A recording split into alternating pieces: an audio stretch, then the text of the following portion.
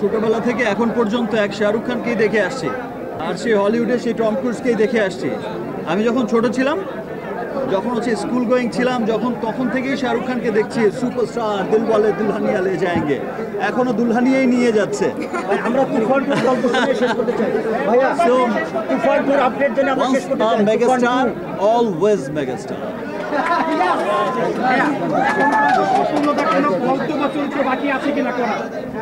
স্বপ্নের কোনো চরিত্রের শুনে শেষ করি। স্বপ্নের কোনো চরিত্র বা গল্প বাকি আছে যেন শাকিব খান স্বপ্ন দেখছে বা চরিত্র হোক, গল্প হোক সামনে আমি ডে বাই ডে প্রতিনিয়ত আমি আমাকে ভাঙার চেষ্টা করছি। আপনারা সবাই দেখছেন যে আমার একটা সিনেমার সাথে আরেকটা সিনেমার কোনো মিল খুঁজে পাওয়া যায় না। আমি সবসময় নিজেকে ভাঙার চেষ্টা করছি। আমি আমাকে প্রতিবারই সামনে এগিয়ে নেবার চেষ্টা করছি। আজকে আমার দরদ যেমন দেখলেন, সবাই দরদ দেখে খুব ভালোবাসা দিচ্ছেন, হাইস্ট ওপেনিং দিয়েছেন দরদকে। দরদ পৃথিবীর যেখানে রিলিজ হচ্ছে প্রত্যেকটা মানুষ দেখছেন।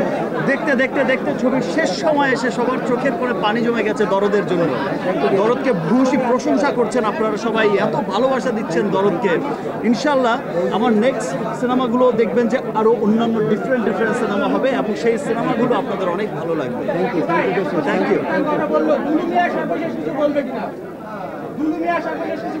দুলুমিয়ার কথা আপাতত সিনেমা হলে দেখেন। Thank you Mamun, thank you, thank you. আজকে হচ্ছে মামুন যেমন ওই যে আমি বলেছিলাম খুব রাগ করে আপনাদের সকল সাকিবিয়ানদের পক্ষে এবং স্পেশাল থ্যাঙ্কস আজকে জানাচ্ছি যে মামুনের সিনেমার জন্য সাকিবিয়ানরা এত শ্রম দিয়েছে। আমি সাকিবিয়ান আমার সমস্ত ফ্যানদের কাছে, সমস্ত সাকিবিয়ানদের কাছে অনেক অনেক কৃতজ্ঞ যে তারা এই সিনেমার জন্য অক্লান্ত পরিশ্রম করেছে, এখনও করে যাচ্ছে। আমি সত্যি সাকিবিয়ানদের নিয়ে অনেক গর্বিত যে আমার ভালোবাসার সাকিবিয়ান আছে। আর ছবিটা আসলে সত্যি আপনারা যারাই দেখেছেন যে মামুন অনেক দরদ দিয়েই ছবিটা বানিয়েছে, ও সর্বাত্মক চেষ্টা করেছে।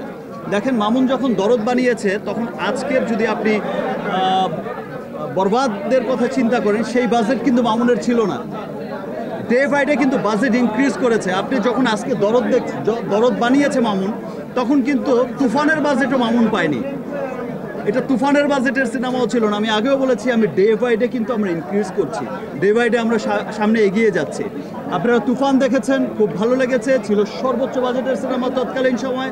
আপনারা যখন বরবাদ দেখবেন সামনে, বরবাদ দেখে বলবেন ওয়াও এ কি দেখলাম, সেটা মনে হবে যে তুফানের চাইতে ডাবল বাজেটের সিনেমা।